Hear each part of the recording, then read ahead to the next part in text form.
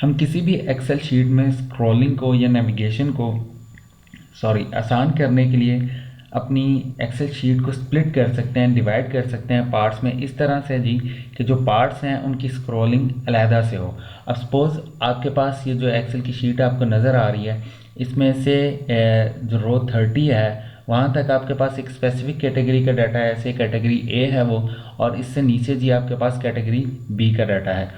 अब आप जो हैं इन दोनों कैटेगरीज पे काम करना चाहते हैं, एडिट करना चाहते हैं कुछ डाटा दोनों कैटेगरीज में एक साथ, तो आप क्या करेंगे जी, कैटेगरी ए का डाटा एडिट करेंगे, फिर स्क्रॉल करेंगे, नीचे जाएंगे और कैटेगरी बी का डाटा एडिट करेंगे। मैं सिर्फ रो 30 तक कह रहा हूँ। सपोज़ आपके पास ये काफ़ी लंबी लिस्ट है और काफ़ी ज़्यादा रोज़ हैं, और आप कैटेगरी ए की भी और इसी तरह कैटेगरी बी की भी, तो आपको काफ़ी मुश्किल होगी इसमें कि बार बार आप स्क्रॉल करें, नीचे जाएं और फिर ऊपर आएँ जी। हम इसको थोड़ा सा आसान कर सकते हैं। वो किस तरह से जी, अगर मुझे रो 30 तक जो है डाटा उसे स्प्लिट करना है, तो मैं रो 31 का जो फर्स्ट सेल है इसे सिलेक्ट करूँगा, और उसके बाद मेरे पास रिबन मेन्यू सिस्टम में व्यू की टैब है, उस पर क्लिक करूँगा तो मेरे पास विंडो के सेक्शन में स्प्लिट का ऑप्शन है। मैं ये स्प्लिट का जो कमांड है इस पर क्लिक करता हूँ तो जी एक लाइन अपीयर हो गई है रो 30 के नीचे मेरे पास।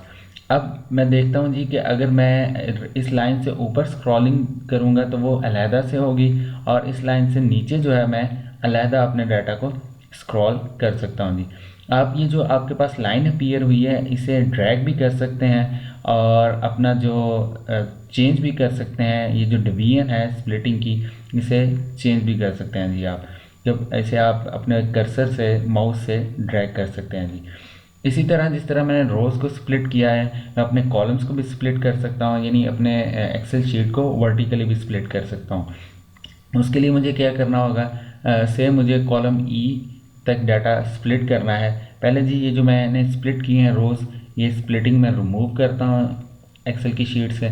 उसके लिए मैं स्प्लिट का बटन दोबारा क्लिक करूँगा तो ये जो स्प्लिट हुई थी, ये जो लाइन अपीयर हुई थी, ये रिमूव हो गई है, और अब मेरी एक्सेल की शीट सारी की सारी इकट्ठी स्क्रॉल हो रही है।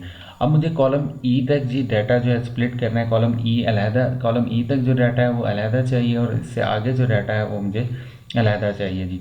तो मैं कॉलम एफ का फर्स्ट सेल सेलेक्ट करूँगा और स्प्लिट का बटन प्रेस करूँगा। ये स्प्लिट की लाइन जी मेरे पास इधर अपीयर हो गई। अब जो है कॉलम एफ से आगे जो मेरी शीट है वो अलहदा से स्क्रॉल होगी, और कॉलम एफ से पहले जो शीट है वो अलहदा से स्क्रॉल हो जाएगी जी। अब जी सपोज़ मैं जो है कुछ कॉलम्स को और कुछ जो है रोज़ उनको स्प्लिट करना चाहता हूँ, यानी मैं वर्टिकली भी और हॉरिजेंटली भी अपना डाटा को स्प्लिट करना चाहता हूँ जी।